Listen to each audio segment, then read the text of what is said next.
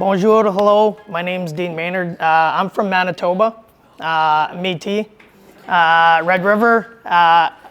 Moved out here when I was 16 years old. I grew up in a small Métis town. We harvested a lot of our own food. We did lots of our own hunting, chickens, beef. After church, we went and harvested all our animals. Fast forward, at 16, I moved to BC, played some hockey.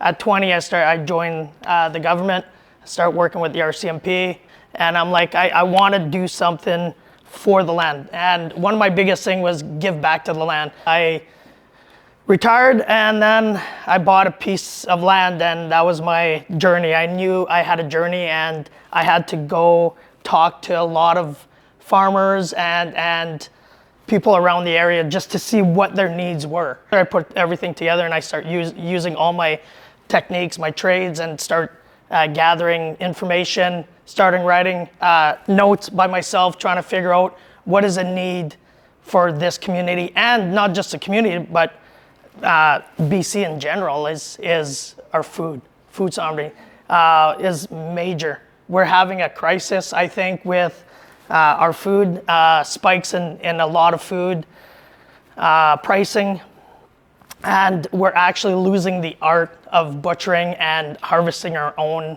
animals and products. And I'm like, I'll start building a small cut shop, butcher shop, and we'll see where it goes from there. We're pretty high in the mountains, so I had to build a road to the shop, and we were losing a lot of customers because that road was treacherous. And probably Carrie, you guys could probably attest to that road. We started losing a lot of customers, and I was seeing my vision going away and my dream of starting this butcher shop, and because a lot of customers were scared to drive that road.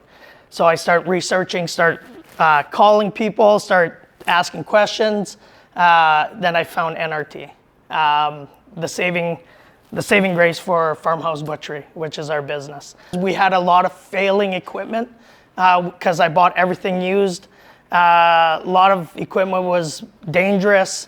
NRT we utilized, and I wrote that in my program as well, that any excess of the road or the septic, I would put it towards equipment. We probably saved about 150 farmers from not having their animals processed, and me guaranteeing them their animals being processed. My biggest vision is to be a green operation. That, as you can see, that's our power grid, which will run that whole shop, and will be able to produce enough to put back into the grid to support other houses around the area with that power grid. Now we're doing, we got a smokehouse, so we do all our sausages. We smoke everything from fish to chicken to everything you can think of through the meat. Our biggest sellers is our sausages and our jerky. That's going quick. Started in 2021. We only did 100 animals. 2022, we went to 150 animals because of the road. We didn't grow very much. 2023, started working on the road.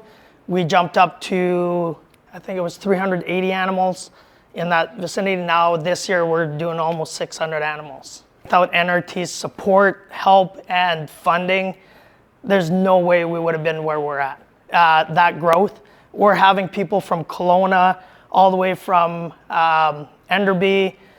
We had people from Kamloops drop off their animals to us. So we're having a vast majority, and you gotta remember, Westbridge is probably an hour and a half south of Kelowna, straight south towards the US border.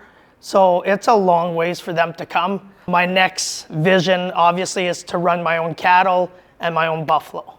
Having it fresh from the abattoir to our shop is